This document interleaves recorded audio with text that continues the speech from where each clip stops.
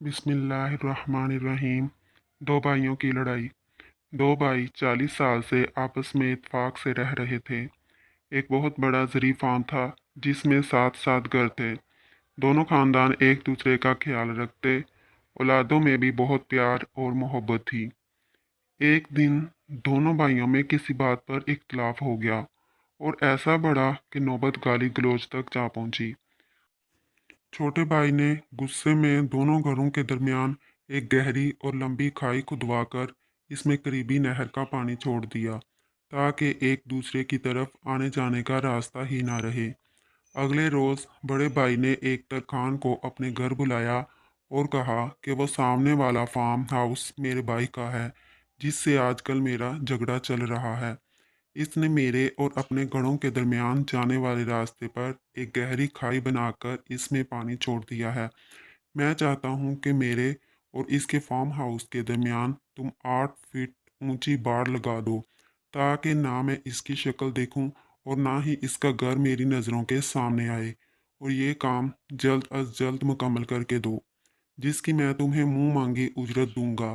तरखान ने सर हिलाते हुए कहा कि मुझे पहले आप वो जगह दिखाएं जहां से मैंने बाढ़ को शुरू करना है ताकि हम पैमाइश के मुताबिक साथ वाले कस्बे से ज़रूरत के मुताबिक मतलूबा सामान ला सकें। मौका देखने के बाद तरखान बड़े भाई को साथ लेकर करीबी कस्बे में गया और चार पांच कारीगर और ज़रूरत का तमाम सामान लेकर आ गया। तरखान ने इसे कहा कि अब आप आराम करें और ये काम हम पर छोड़ दें। तरखान अपने मजदूरों कारीगरों समेत सारा दिन और सारी रात काम करता रहा।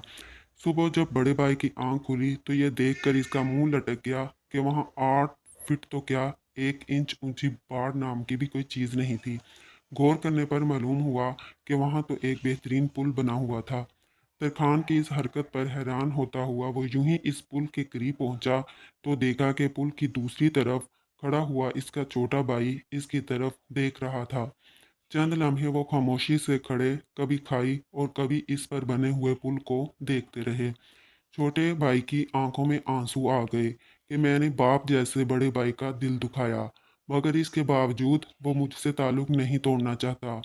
बड़े भाई ने जब अपने छोटे भाई की आंखों में आंसू देखे तो इसका भी दिल भर आया और सोचने लगा कि गलती जिसकी भी थी मुझे यूं जज्बाती होकर मामला बिगाड़ना नहीं चाहिए था।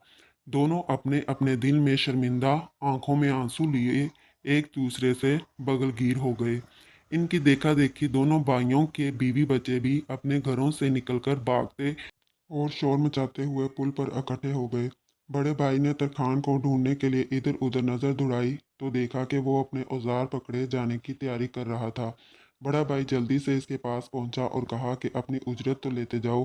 तरखान ने कहा कि इस पुल को बनाने की उजरत आपसे नहीं लूंगा बल्कि इससे लूंगा जिसका वादा है कि जो शख्स अल्लाह की रज़ा हासिल करने के लिए लोगों में सुलह करवाएगा अल्लाह जल्द ही इसे अजीम अजर से नवाजेगा। ये कहकर तरखान ने अल्लाह हाफिज कहा और चल पड़ा। नोट: कोशिश करें कि इस तरखान की तरह लोगों के दरमियान पुल बनाएं, ना कि लोगों को एक दूसरे से जुदा करने का सबब बने। बराए मेहरबानी दीवारें ना बनाएं।